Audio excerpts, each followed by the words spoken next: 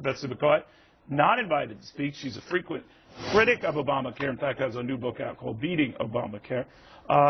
Betsy, when you have to hold symposiums for journalists to understand the law so they can report on it, methinks you've got more than just a bad law issue.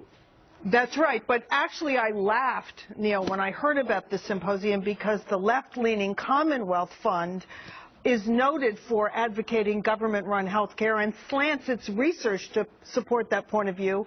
And that Commonwealth Fund is now being run by David Blumenthal, one of the chief architects of the Obama health law. So this is not going to be a balanced, objective presentation of the law for members of the media. In fact, the Commonwealth Fund is largely responsible for the misconceptions and incorrect information that led many members of Congress to vote for this giant law without ever reading it.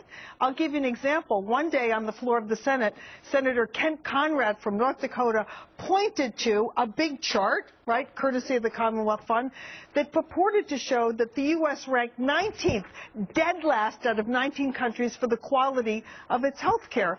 But behind that was a bag of tricks Commonwealth study that actually mixed up incidence of heart disease with survival rates from heart disease. And of course, the U.S. has high rates of heart disease because of obesity and smoking. Bad behavior, not bad medicine causes that. You know, this always happens, and you reminded me of this, Betsy, when you rush anything through, because even the people who are supporting the headlines in the report haven't read the underlying copy that goes with the report. I'm reminded of this recently with the Clip deal that raised the top rates on the richest Americans, and I'd had a number of Democratic congressmen and women in here say, you realize that the top rate is a lot higher than 39.6%. They said, no, Neil, it isn't. You're just making that up. And they say, we're not including state tax. I said, well, neither am I.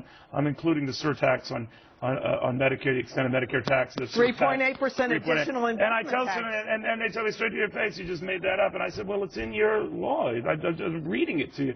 And they swear on a stack of Bibles. It's not there. So you now have this dilemma in New York. You have this dilemma with the health care law. It's sort of like the gift that keeps giving. What we need are 20-page bills in plain, honest English that lawmakers at the state and federal level will actually read before they vote on them. And I picked 20 pages because the framers of the Constitution established our entire federal government in 18 pages. But there's another issue here. There should be symposia now to help the reporters do a more responsible job of covering health care because, frankly, they were somewhat complicit in the public getting bamboozled into... But here's what scares me about these symposiums. The part of it is, here's what you should be talking about. That's the implied message. Here's what you should be pushing. Here's what you should be saying. You're missing all the good in this, and let me tell you about the good. Now, maybe other things are going on that I'm not aware of. I haven't been invited.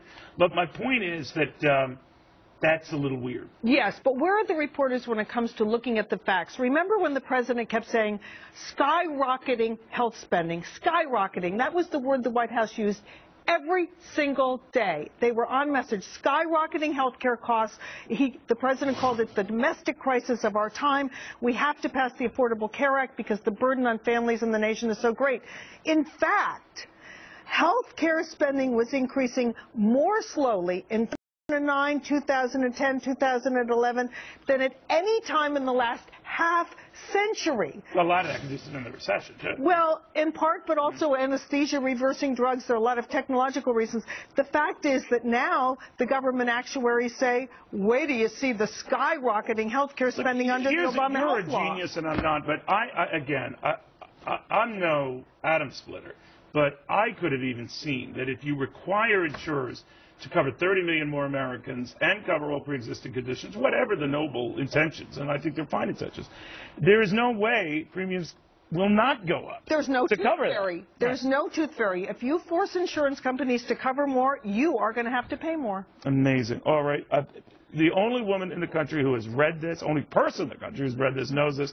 Everything that she telegraphed, Betsy McCaughey was dead right on, and I urge everyone in Congress, any bill you put out, you might want to read it. And this, by the way, Governor Cuomo in New York goes to, weapons bills and that sort of thing. They sound good on paper, but if you don't read them, well, you're going to have Betsy on your tail, and you don't want that. It's a very, very long day. All right, a very good day for stocks. On a wall and broad, let's take